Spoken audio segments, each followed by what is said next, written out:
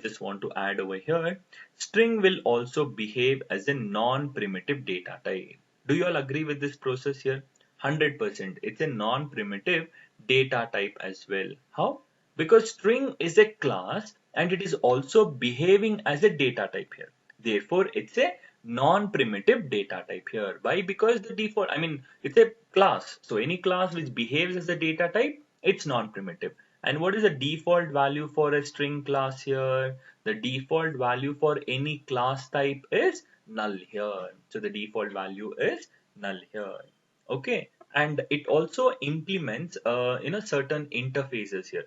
Okay, what are those interfaces? Let us try to see here. See, I'll just tell you how do we look at the source code here. Okay, I open this Eclipse over here. We already have a project called as Java Libraries. Under Java Libraries, we have a package called as SRC. Under that, we have so many packages. So today, I'll create a new package, and that package name is, okay, I can create it as anything. I'll just have it as JSpiders here. So I'll create a project and I'll create a package here. Okay, my screen is stuck here. I don't think so. Is everyone having the same problem, guys? Is there any problem with respect to the audio and the video here? Any issues with the the screen as well as my audio here? Okay, Deepthi, probably it's from your end. So cross check here. Okay. So yeah, right. Okay. So great, guys. Okay. So we just created a project called as Java Libraries already created, and I just created a package called as JSpiders. Okay, that's it. Now right click and I will create a class here, new. And here I have to search for class. There's no class here. So click on other and then you have to search for class here. Okay. And you can give any class name over here. I'll just give the class name as demo over here. Okay. I'll just give the class name as demo over here. Okay. So now here I have created a project, package and a class here. Now in this respective data here, I will have my main method. See, main control space bar. So when I tell main control space bar here, it means I am about to get my main method over here. So if I want to look at the source code of string class, okay, how the string class has been developed by Java people here, as I have told you, control on your keyboard, press control on your keyboard, hover on string. Okay, you can also write string, hover on string and click on string. It will take me to the source code of string class here. See here what is happening here. String is a predefined class. Okay, it's a final class as well. Therefore, string class can never be inherited here. Okay, and string is a public class, meaning public mean everyone can access it. Okay, but since it's final, we cannot inherit string class. Okay, and it also implements three interfaces here. What is it? It's serializable, comparable, and char sequence here. Okay, so this is what we are supposed to understand. And where is the string class present? If you just go on the top here, there is a package called as java.lang here. In that particular package, the string class is present over here. Okay, so this is all about the entire process here. If you want to look at the source code, you can have a complete look at the source code here. Look at the number of lines, the string class. Look at the number of lines here. 3167. Okay, you'll go mad. Okay, if you have to develop such a huge program here. Okay, but yeah, okay, this is all about the entire process over here. Okay, we are done with this entire part here. Okay, so what are the interfaces it is going to implement here? Okay, see here, what is string here? String is a predefined final, public final class. You can add one point called as public. Okay, string is a predefined. Predefined means it's already existing. Public means everyone can access. Final means we cannot inherit the string class. In which package is it present? Java.lang package. Okay, got the clarity here. It's a predefined public and final class present in Java.lang package. Okay, so string in simple words here. Okay, yeah, before that, okay, string objects are immutable in nature. What is that immutable here? I'll talk about it a bit later. Okay, but as of now, just remember here, string objects are immutable in nature. They cannot be modified or they cannot be changed. It's immutable. Okay. In other words, can I tell string is a collection of characters here? It's a set of characters or a collection of characters. And string also acts as a data type, okay, that behaves as a non-primitive data type, and the default value is null here. Got it? And then it also implements three interfaces. One class can implement any number of interfaces. So what are the three interfaces it is implementing? Serializable, comparable, and char sequence. Okay, so these are the three interfaces which string class is implementing. So this is all about the basic kickstart for string here. But now string, okay, string can be, okay, we can create string objects in two ways here. Okay, we can create what? String objects in two ways here. The first way is as a literal. Okay, we can create an object, string object as a literal, and the second way is with the help of new operator here. Okay, so string objects can be created in two ways, as a literal and with the help of a new operator here. Okay, so for example, see string, okay, s equals to, I write it as Java. So this is creating a string object, but with the help of a literal. Okay, this is like we're creating a string object as a literal here. And we can also create a string object with the help of new operator as well. How is it? It's simple. String, okay, object creation. String is a class, right? So we can create an object. See, string s equals to new string of, and we are supposed to pass the content over here. So whatever content I want to store, I have to write it down over here.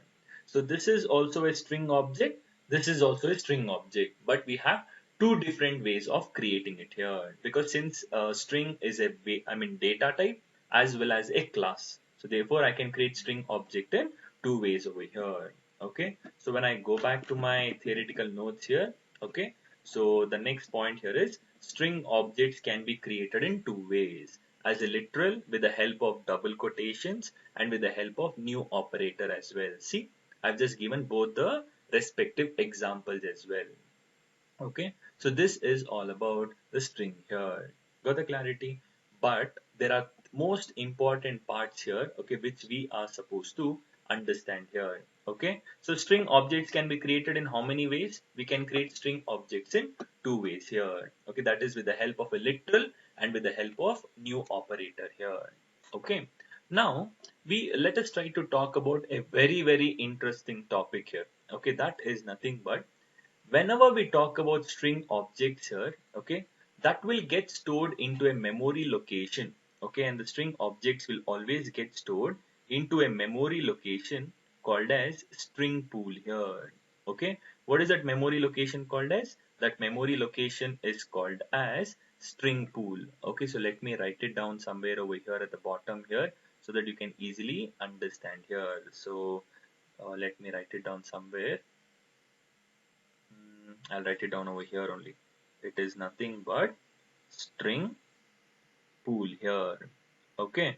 So always the string objects will get stored into a memory location. And what is that memory location is called as string pool. That string pool is again further divided into two parts. Okay, it is further divided into two parts here. The first part here is we call it as a constant pool. Okay, we call it as what? Constant pool. And the second part is we call it as non-constant pool here. Okay, so string objects can be created in two ways, literal new operator. And all the objects will get stored into your memory location. And what is that memory location called as? String pool here. Okay, one is called as constant pool, another one is called as non-constant pool here. Okay, whenever I create a string object as a literal, okay, it will always get stored into constant pool. Okay, and whenever I make use of new operator over here, okay, it will get stored into non-constant pool here. Okay, so this is the second difference here. And the last part here is, okay, and the can the last part over here is, okay, duplicates.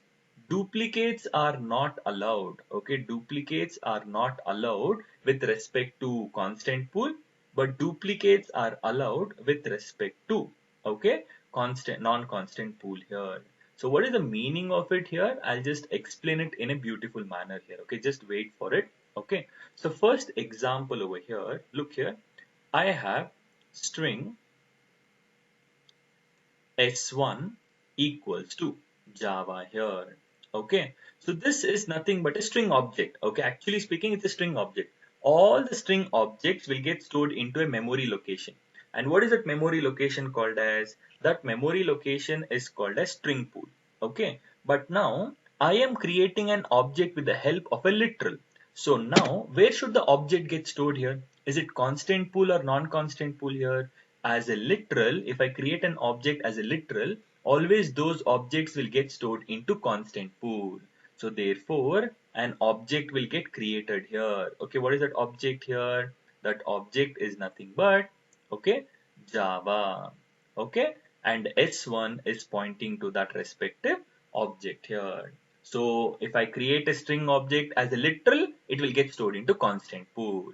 Clear? Similarly, if I create a string object, see, string s2 equals to new string of, okay, and if I give it as SQL, okay, where will the string object get stored now? Sir, you are creating a string object with the help of a new operator. So always the string object will get stored into non-constant pool. If I create an object with the help of new operator, it's non-constant pool. So therefore, an object will get created and that object is SQL, and who is pointing to it?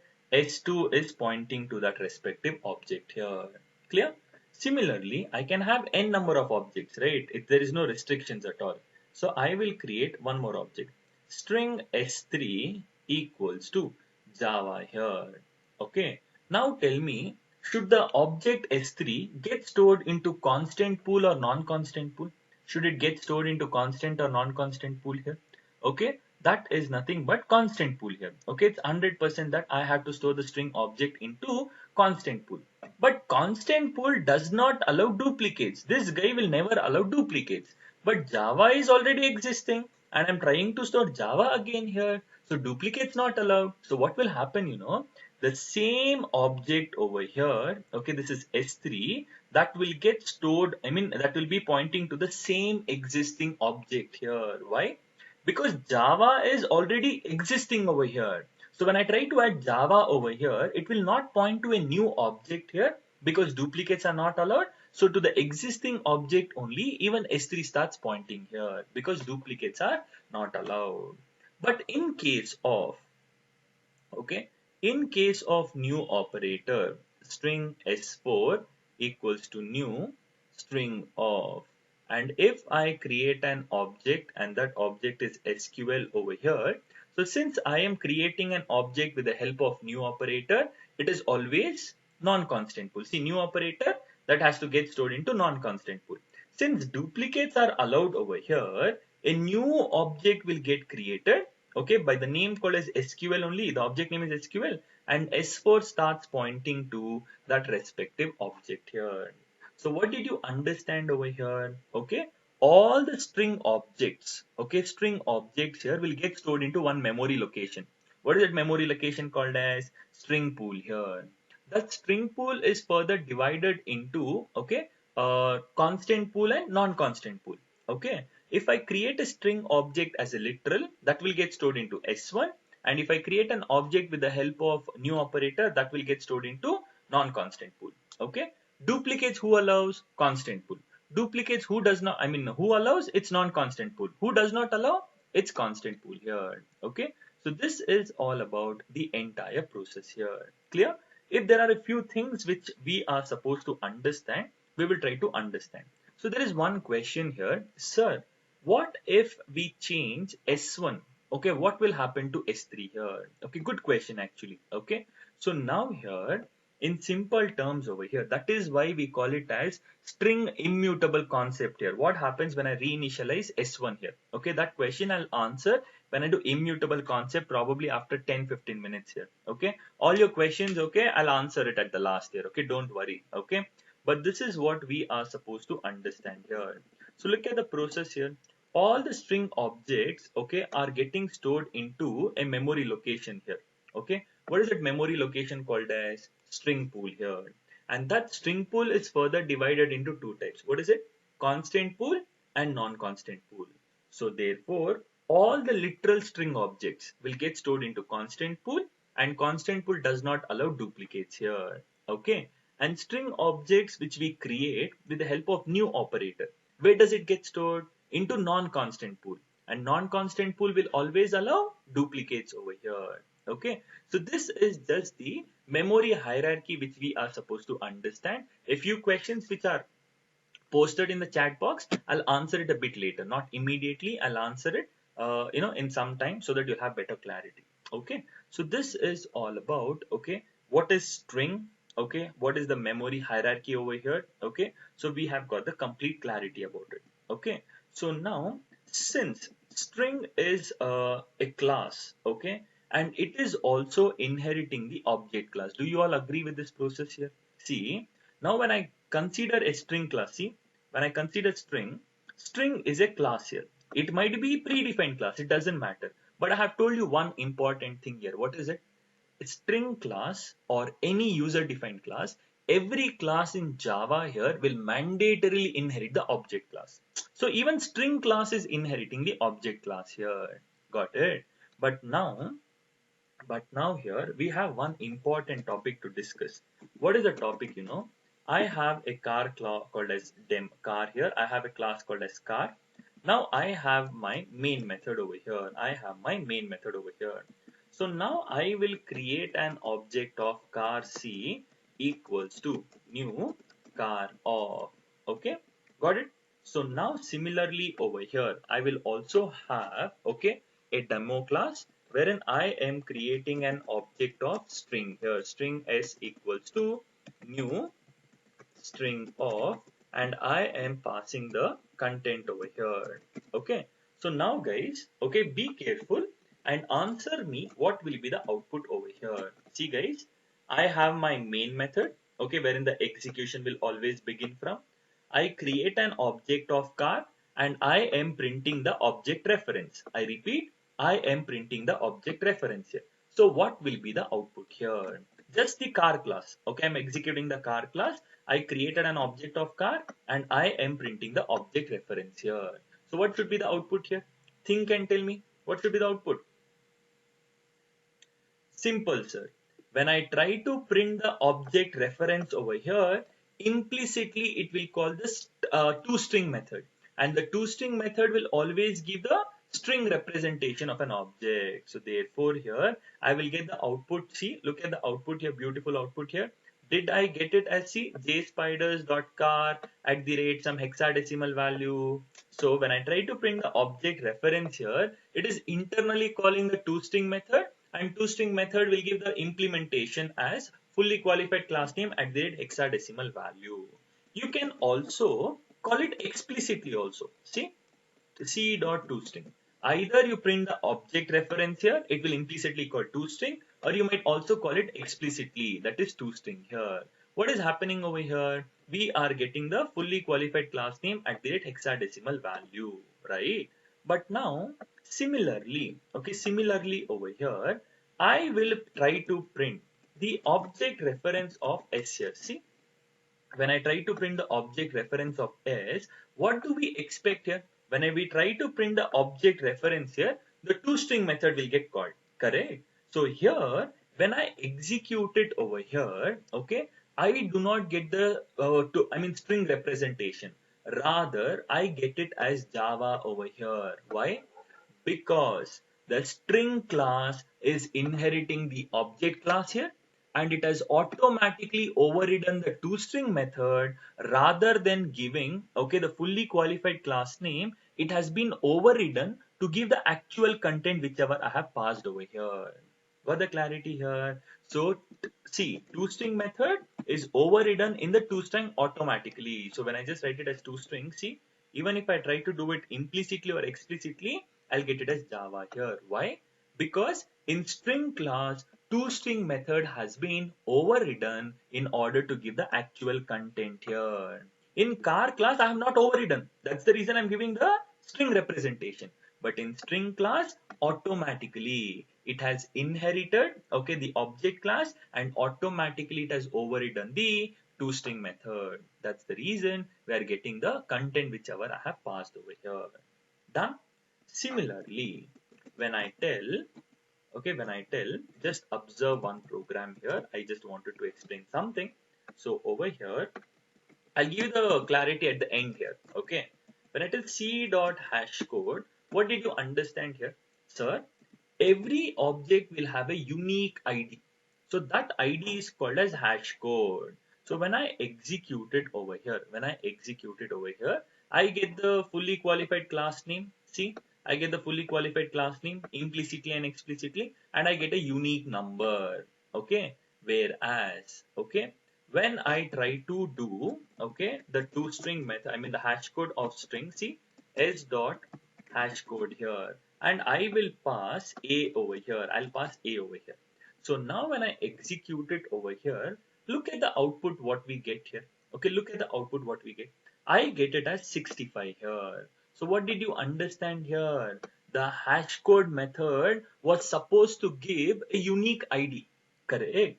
But now in string class, it is automatically overridden, okay, in order to give the ASCII value of the object which I have passed here.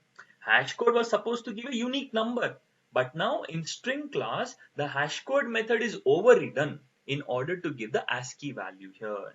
If you want to cross check, you can look at the implementation. See, press Control on your keyboard.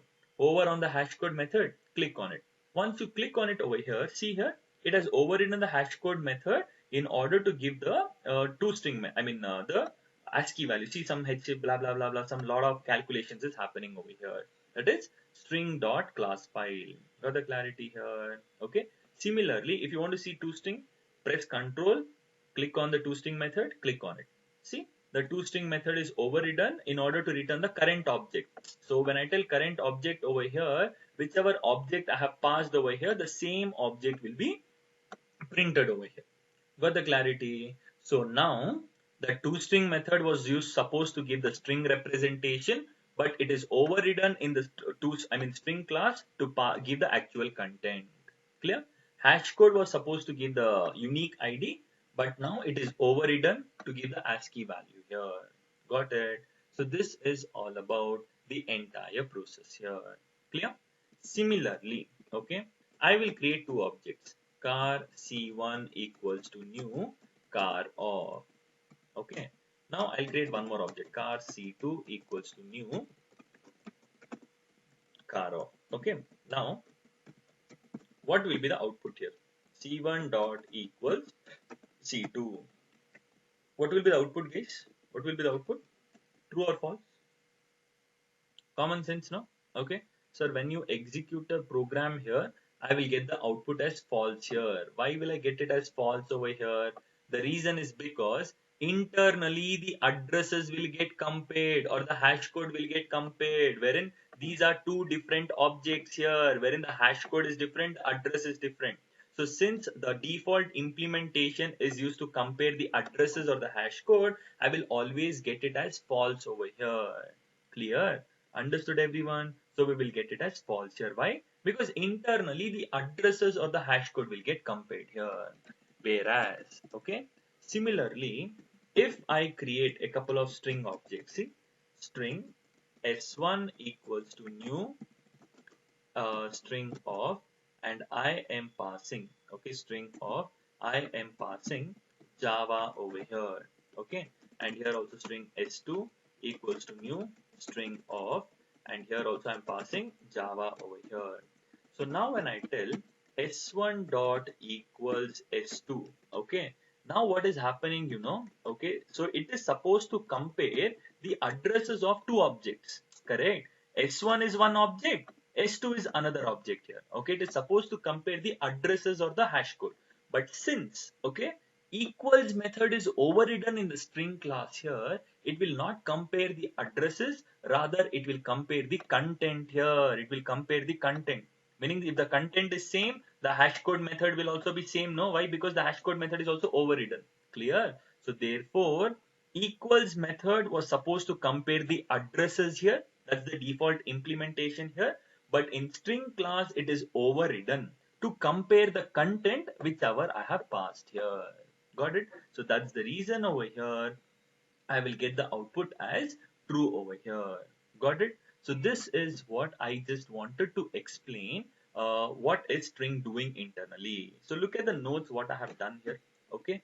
String class has automatically overridden three methods from the object class here. Okay. It means string class is inheriting the object class. Do you all agree with that process? Why? Because you like it or you don't like it, you have to digest this part here. What is that part? String class or any class for that matter in Java here will mandatorily inherit the object class. So even string is inheriting the object class. So all the 11 methods from the string class, it is inherited. But string class has overridden three methods. What is it? ToString, hashcode, equals method. Okay. So now ToString method, what was it supposed to do? ToString method was supposed to return the string representation of an object, that is fully qualified class name at the rate hexadecimal value.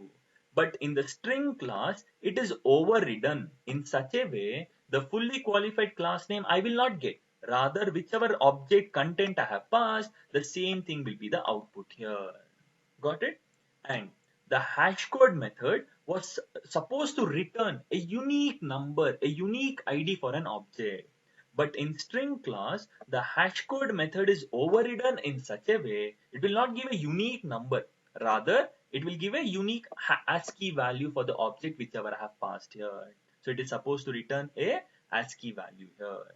And then equals method was supposed to compare the addresses of two objects. Correct? It was supposed to return the addresses. I mean, compare the addresses of two objects.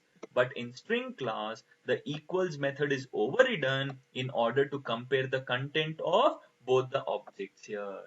So this is what, okay, we are supposed to understand. Clear? So the most important interview question is the string class inheriting the object class? Your answer is a big S. Okay, string class, is it inheriting object class? Yes, obviously.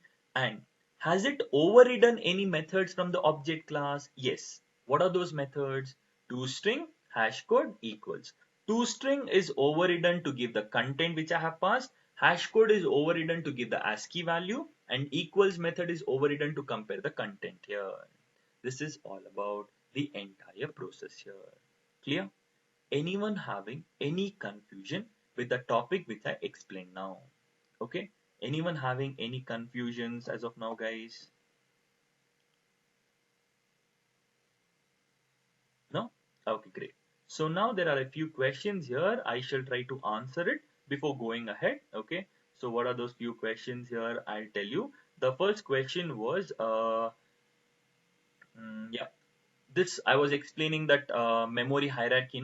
What if we reinitialize the S1 value here? Okay, what if it's Java here? What if I reinitialize S1? So that is immutability concept, which I'll be covering it in few minutes here. Okay, just like 2-3 minutes here, I'll cover the topic. Okay, and here my voice is breaking. Absolutely no, I believe. Okay, so cross check. Okay, for whomever it's breaking here, probably the problem is from your end. Okay, and there's one more question. Can we create any other identifier type like literal, or only string is privileged like that? Okay, only string. Okay, only string we can do it with that. Okay, not everything, not other things we can do it. Only string is having that speciality about it. Okay, remaining things doesn't have it. Okay, so this is all about the entire process here. Clear? Now, what is the next topic which we are supposed to cover here? The next topic is, what are the constructors available in the string class here? Okay, there are many constructors available in the string class. Okay, many constructors which are available in the string class here. So here I create one class called as test here. Okay, under that I have my main method. Okay, so here, see here, string s1 equals to new string of, tell control spacebar. Can you see here so many constructors are available? So that is nothing but what? Constructor overloading. What is constructor overloading? So having multiple constructors, we have so many constructors over here. Okay, but we are concerned with only few. Okay, so here this is nothing but an empty representation of a string object. So now when I execute it over here, okay, see, I do not get any output at all. Why? Because it's just an empty representation of a string object, because I have not passed any content over here. No, so here this is an empty string, so it's something similar to string s equals to empty string. Don't you think so? It's an empty string here. This is all about it. This is something similar to an empty string representation. Okay, so this is the first constructor here is, okay, empty representation of an string object here. Okay, empty representation of a string object here. Okay, second part here, okay, string s2 equals to new string of, and I can pass the actual content over here. I can pass a string object only, so I'll pass it as dinga here. So now here, when I try to print s2 here, what will be the output? Will I have fully qualified class name, okay, or will I have dinga? Okay, what will be the output when I write it here? Okay, passing some set of characters. Okay, so here I'm passing some set of characters, meaning I'm passing a string data. So when I try to print the object reference over here, toString method will get called. Since toString method is overridden in the string class here, I will get the actual content whichever I have passed here. Okay, passing set of characters here. Set of characters, no, dinga is a set of characters, it's a string. So I'm passing a set of characters to the constructor here. And the third part here is, what is the third part? I'll tell you. Before that, see here, char C. When I tell char C, it's a variable declaration. Okay, C is of type char. It's a variable declaration. But as soon as I write brackets over here, it will become as a character array. Correct? Char array C here equal to open curly braces close, and here I will write it as J comma A comma B, okay, comma, and I'll also write it as A here. So this is a set of characters. See, this is a char array storing character values here, J, A, V, A as independent characters here.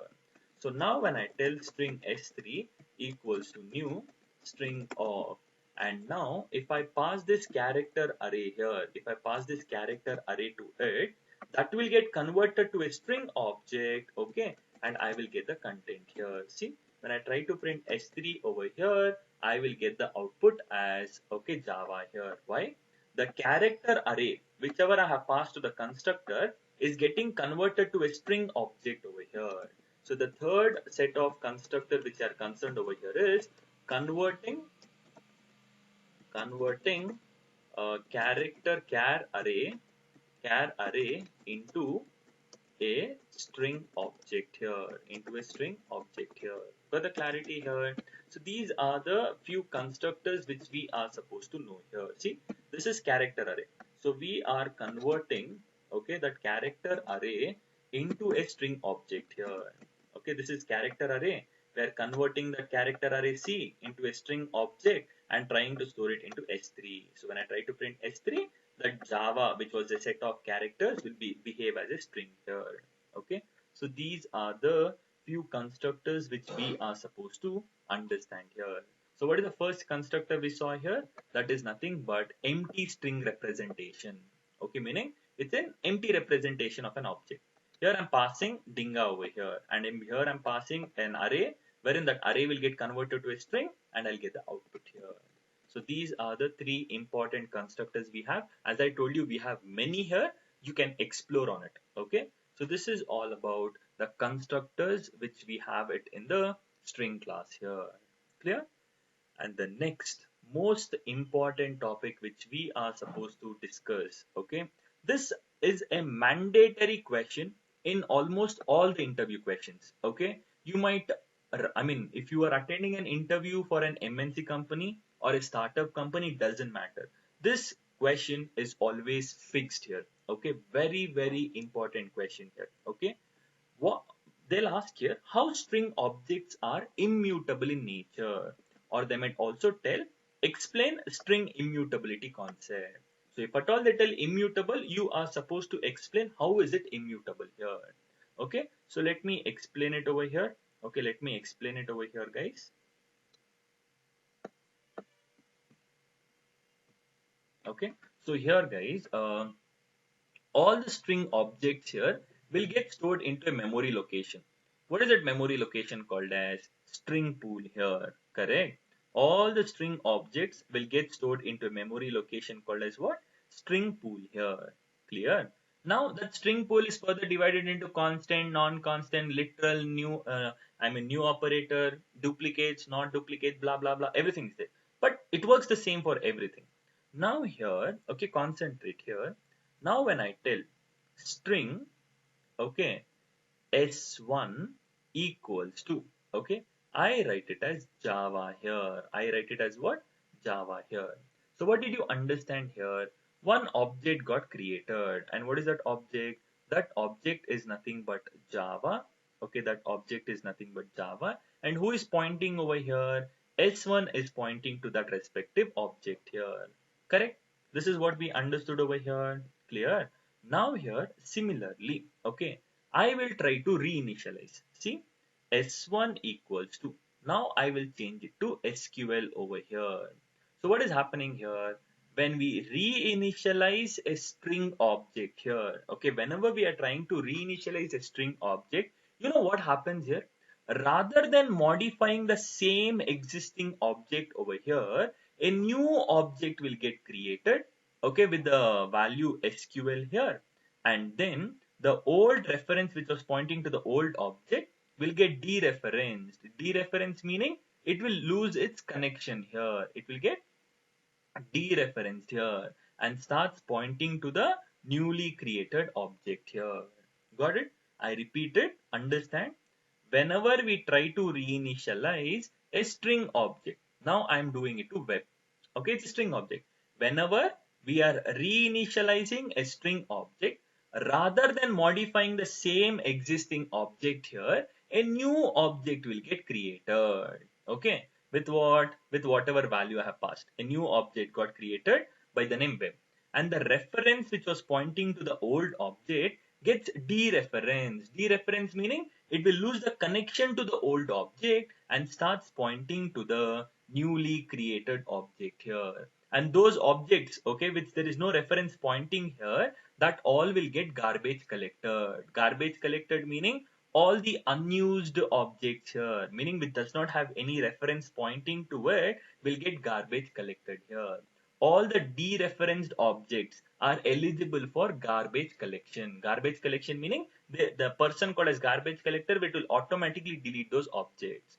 But in case of variables, right? See, when I tell int a equals to 10, there is a location called as a wherein it is storing 10 over here. When I reinitialize a equals to 20, the same value will get changed to 20. When I tell a equals to 30, the same thing will get reinitialized to 30 here. But that's not the case with respect to strings here. Whenever we try to reinitialize a string object, rather than modifying the same object, a new object is getting created.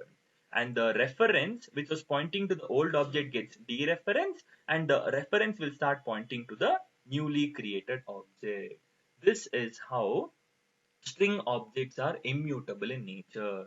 Clear? This is called as string immutability concept here. String immutability concept.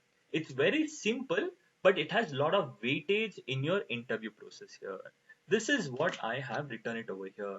See, when we reinitialize a string object, rather than modifying the same object, a new object is created.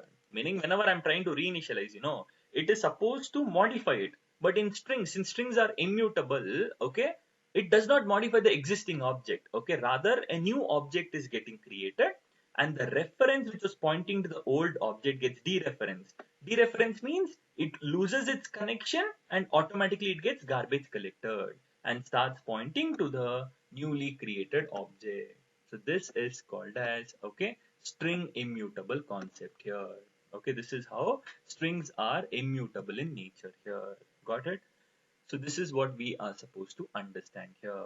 Clear everyone here? Okay, so you are just supposed to understand. So the example, one particular student asked me, sir, what will happen to S1 over here. See, in simple terms here, if I reinitialize S1 here, see, S1 equals to, if I just write it as web over here, if I'm reinitializing here, what happens, a new object will get created. A new object will get created by the name web here, okay? And S1 gets dereferenced here, and S1 starts pointing to the newly created object. So S3 is still pointing to Java now. Initially Java was pointed by S1 and S3. Now it is only pointed by S3 here because S1 is pointing to a newly created object. So here if I change to S1, it will not reflect S3. Why? Because new objects are getting created here. Got it? So that's what I just wanted to tell over here. So just I'm just not writing it over here because I don't want to confuse it over here, but just understand the process. What happens when I try to reinitialize a string object? Clear?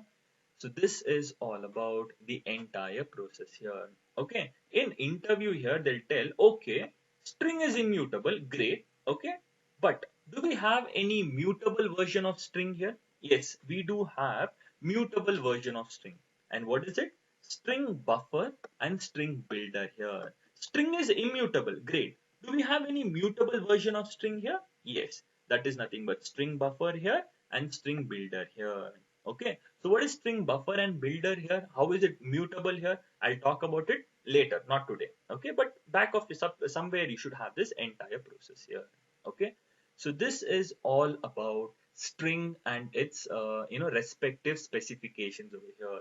And the only topic which I'm supposed to cover now is the methods present in the string class. Okay. Once I'm done, probably we're done with the entire session. We have many methods in the string class, but we need to understand a few important methods here. Clear? But whenever you come across mutable version of string, we are supposed to come across buffer and builder here. Okay, let us try to talk about a few methods in string class, and then okay, we'll have a brief summarization and then we'll wind it up. Okay, so next 10-15 minutes quickly we'll try to do it. Okay, methods demo here. I'll write a class called as methods demo here. Okay, now under that I will have my main method. Okay, so you can create a string object in whichever way you want, as a literal or with the help of new operator. It doesn't matter over here in this particular scenario here. Okay, you can create it however you want it over here. Okay, so here I'll just create a string object. String s equals to, okay, I'll just write it as software developer. Okay, I'll just write the string object as software developer. This is also string object. Okay, so now I have one method called as s dot. We have a method called as length method. When I try to talk about the length method, okay, it is used to count the the length of the entire string here. Just a moment, let me try to I'll be using it several times here. Okay, so that's the reason I am trying to copy paste it. Okay, so when I tell s dot length here, what should it return here? It should return me the length of software developer here. So what is the length of software developer here? It's 18 here. So if you count here, see, it's 4, 8, even the space is considered 9, then comes 9 plus 3 13, 13 plus 5 is 18 here. So the length of software developer is 18. Got it? So what is the job of length method? The job of length method is used to calculate the length of a string, and even a space should be considered here. We shouldn't ignore. See, if I give a couple of spaces over here, what will happen over here? I'll get it as 19. Why? Even a space is a character, even a dot is a character. We are supposed to, refer all of those. Got it? Done. Similarly, we have a method called as s dot, okay, to uppercase. Okay, I hope you got the clarity of it as well. Okay, immediately you got it. Similarly, we have a method called as s dot to lowercase. So now when I execute it over here, you can only easily understand. I need not explain anything. S dot to uppercase meaning the string is getting converted to uppercase, and s dot to lowercase meaning the string is getting converted to lowercase here. Clear? So that becomes, comparatively better here. Okay. So that way you can do it here. Okay. Similarly, okay, we have a method called as s dot starts with. I write it as soft over here. S dot starts with soft. Is it true or false here? I'm just writing, is the string starting with soft or not? So the output here, when I execute it, is false here. Can you tell me why is it giving it as false here? It's supposed to be true, no? Why is it giving it as false here?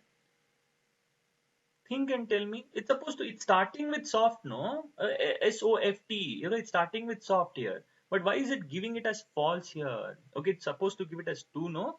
The reason is Java is case sensitive, okay? It is always uppercase SC. Now it gives true for the second instance. Why? Because Java is case sensitive, no? So we are just checking it is uppercase SOFT. So that is why we are supposed to be very, very smart enough in order to decide, okay, what will be the output here. Okay, so if we have starts with, we are supposed to have something called as ends with as well. Okay, ends with er. Is it true or false? It's supposed to be true. And s dot ends with, if I just write it as elopr, okay, so will it be true here? When I execute it, the first instance will be true and then it will be false here. Why? ER is true, but ELOPR is false. Why? Because we're starting with uppercase E here, wherein it is lowercase e here. Got it? So that way we are supposed to differentiate between what are the method functionalities over here. Okay. Similarly, we have many, many methods over here. Okay. So we'll try to discuss all of those. And s system.out.println, I have to tell s dot, okay, I have a method called as contains. I will write it as, okay, dev. Okay, I'm telling if the string contains dve here. Is it true or false, guys? Is it true or false here? Think and tell me here. Is it true or false here? Software developer, right? It's supposed to be true, right? Okay, it's supposed to be true. But here, when I execute it over here, okay, I'll get it as false here for the very first time. Why? Because I'm starting with uppercase. Oh, I'm so sorry. Oh, I made use of concat, is it? I'm so sorry. Contains uh, Dev. Okay, so here it is true here. Why? Because I'm starting with uppercase D here. That's the reason. Okay, see if you could closely observe, it's uppercase D. See, it's uppercase D over here. So that way we are supposed to identify. Okay. Similarly, as I told you, we have so many methods here. One more method, s dot concat. Okay. Software developer. Okay. I'll just write it as in ty. So what did you understand? Concat. Concat means it's going to append it. See, I get the output as software developer in ty. I want a space, no? So you can give a space here. S dot concat in ty, meaning concat means combine. So software developer in ty. So the string gets printed as it is, and we are concatenating and printing it. That is ty over here. Got it? So these are the six or seven, yeah, seven important methods here. But we have many. Okay, don't worry. Okay, few more. Sys out. This is one of the most important methods. S dot char at index position 2 here. So I'm trying to find out the character in index position 2 here. So you have to tell me the output here. Let me copy paste it over here so that it becomes very easy for you all to predict it. So what will be the character present in index position 2 here? Okay, can you think and tell me over here? So I'm telling s dot char at 2. So what is the index position 2? I'm just finding what is the character at index position 2. It's 0, 1, 2. The answer is supposed to be F over here. Did I get the output as F here? Very good. I got the output as F over here. Clear? Similarly, sys out s dot char at index position 17 here. Now what will be the output? 70. Sir, what's such a huge thing? You have to calculate. 0, 1, 2, 3, 4, 5, 6, 7, 8, 9, 10, 11, 12, 13, 14, 15, 16, 17. So, the index position is 17. That is nothing but R over here. So, I'll get it as R. Did I get it as R here? Because index position will always start from 0. So, the output will be R here. What if I give it as some random, 90? We don't have any index position as 90 here. Therefore, I get a huge exception telling java.lang.string index out of bound exception, meaning there is no index position as 90. So we get an exception over here. So you're just supposed to be smart enough and decide over here. Got it? So this is what we are supposed to understand. Okay. And then one more. S dot index of, okay, S dot index of, I'll write it as T. I want to find out the index position of T here. So char@, is finding the character in that respective index position. But if I want to find out the index position of that respective character here, I have to make use of index of. And here I'll give it as D here. So I'm just making use of two characters. Tell me index position of T. What is the index position of T? 0, 1, 2, 3. Okay. Oh, you have to be smart here. See, it's 0, 1, 2, 3 here. So the output is supposed to be 3 for, T here and 9 for developer here. See, 0, 1, 2, 3, 4, 5, 6, 7, 8, 9 here. For D for 9 here. Okay. So this is how we are supposed to understand the entire process here. Okay. Now here there's one question here. Sir, what if I have duplication, sir? Okay. S dot index of, okay. I am finding the index position of E. But there are multiple occurrences, sir. E is present twice, sir. Thrice. Oh, 4 times it is present, sir. But which occurrence will it consider, sir? It will always consider the first occurrence over here. So what is the first occurrence over here? It's 7. So always 0, 1, 2, 3, 4, blah, blah, blah, blah, till 7 here. If there are duplication of characters here, it will always consider the first occurrence here. So if you want the second occurrence, third occurrence, fourth occurrence here, you have to write the business logic for it, your own logic. Java does not give the logic for everything. Okay. It doesn't spoon feed. Okay. So you have to write your own business logic for getting the, the index position of all those characters. That you can take it as an assignment and also do it. Okay. You have to write your own business logic here. Clear? Similarly, I have a method, see here, string, okay, I'll take it as A equals to, I write it as Java here, okay, I write it as Java, and the string B equals to, I write it as Java here, okay, and I'll write it as string C equals to, okay, Java again here, okay, now. So what am I trying to do here? You are supposed to answer here, okay? You are supposed to answer. See, sys out, I tell A dot equals B here. True or false here?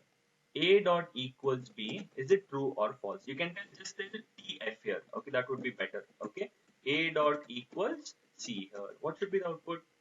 First one, A dot equals B. I'm just comparing the content of two things here. So now initially when I execute it over here, I will get the first thing as false and then true here. Why? Because Java is case sensitive. A is lowercase j and B is starting from uppercase j. So when I tell A dot equals B, okay, it's just checking for case sensitivity also. So here I get it as false over here. Okay, and here I get it as true over here. Why? A and C are same. See, lowercase j, lowercase j. Clear? If I want to ignore the case sensitivity, see, if I want to ignore the case sensitivity, I have a method called as A dot equals ignore case of B here. So when I tell equals ignore case, okay, it is just comparing for the content. It doesn't matter if it's uppercase or lowercase here. Now the output will be true here. See, now I got the output as true. Why? Because here we are not concerned with the case sensitivity. We're just concerned with the content over here. So that way it becomes very, very easy in order to understand. Clear? This is all about the entire process over here. Clear? I hope you all got the clarity about how do we work around with this respective methods here. Okay. Similarly here. Okay.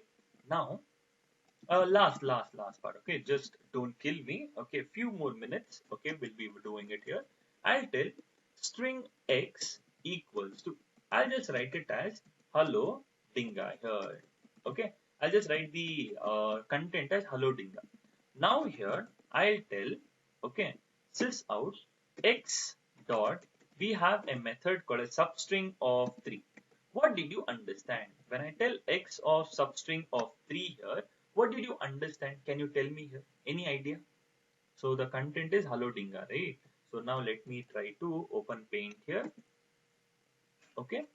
So now, so my content is, oh, just a moment. See, it is, okay, it's hello dinga. Okay, so H E L L O space and then D I N G and A. So this is nothing but, okay, the content here, correct? Even a space should be considered, guys. Okay, so this is nothing but the content, and the index position will always start from 0 1 2 3 4 5 6 7 8 9 10. So here I have told x dot, okay, this is nothing but x substring of, what have I passed here? Substring of 3 here. Okay, substring of 3. So when I pass a single integer input, it will consider as the starting point, meaning from the third index position, okay, till the end point here, I have to consider the string here. Till the end point, I have to consider the string. So the output will be loading here. So now when I execute it, look at the output here. Will I get the output?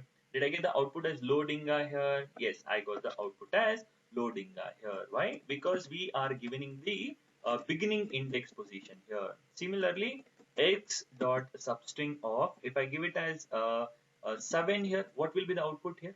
Okay, if I give it as 7 here, think and tell me. From the 7th index position, I have to consider. From the 7th index position till the last ending point here. So the output will be INGA. So we are supposed to consider from the beginning index is 7 till the end point. Okay. So here it's supposed to be INGA. Did I get the output as INGA? Yes. Okay. We got the output as INGA. Similarly, okay. One more minute. Sys out x dot substring of, I give it as 2 comma 7 here. What will be the output here? I'm giving the starting point as well as the ending point. So what should be the output over here? Okay, I'm giving 2 comma 7 here.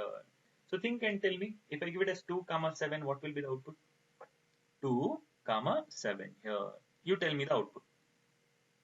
Okay, so here I have to start from second index position. Okay, I have to start from second index position and I have to end it till 7. Okay, 7 meaning it's still I, but we shouldn't consider the end point here. We have to traverse it till 6 only, because if I give the end point over here, it's up to the end point. Up to the end point meaning we are not supposed to compare the end point here. So it's just before the end point here. So it is LLO space D here. So the output is LLO space D here. Did I get the output as LLO D space D here? Yes. So this is why I did this particular method here. Substring is calculating a small string within the entire string. When I give the endpoint here, we are not supposed to compare the endpoint here. We are not supposed to consider it. It's always up to the endpoint here. This works similar in Python as well. Okay. So x dot, one more good example. I'll start from 4 and end it till, okay, and I end it till 10 over here. 4 comma 10. Now you have to tell me here. Okay, what will be the output? When I give it as what? 4 comma 10 here.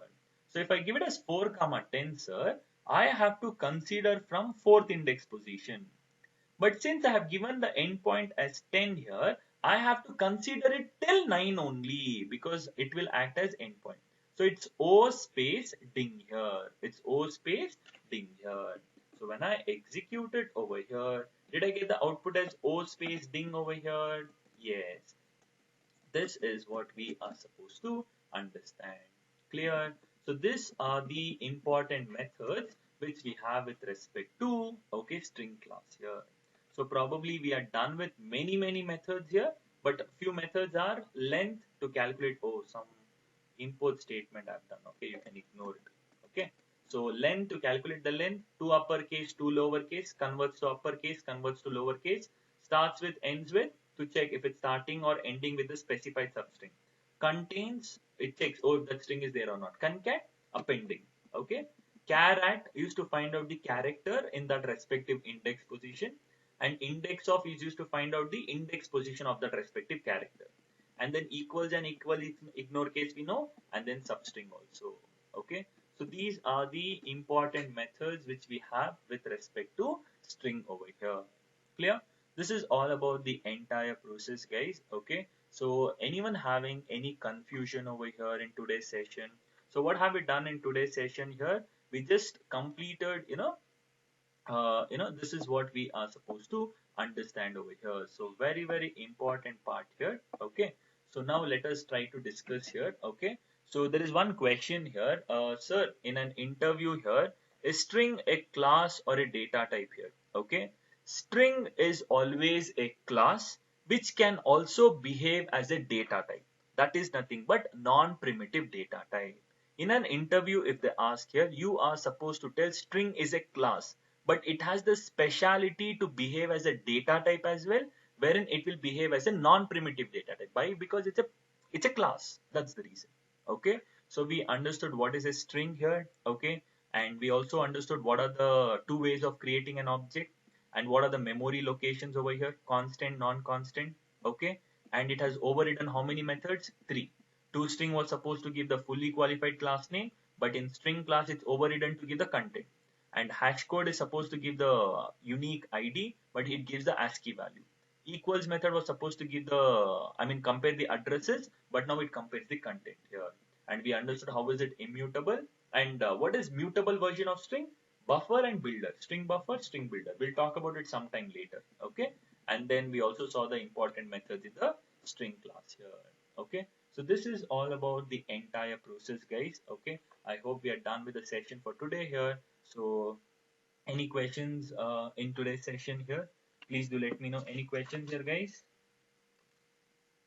You want me to repeat any concepts? Great, guys. Okay, so I'm done with the session for today. Okay, so hopefully from tomorrow we would be starting with exception handling. And exception handling is one of my favorite topics. Okay, and a very, very important topic for your interview perspective.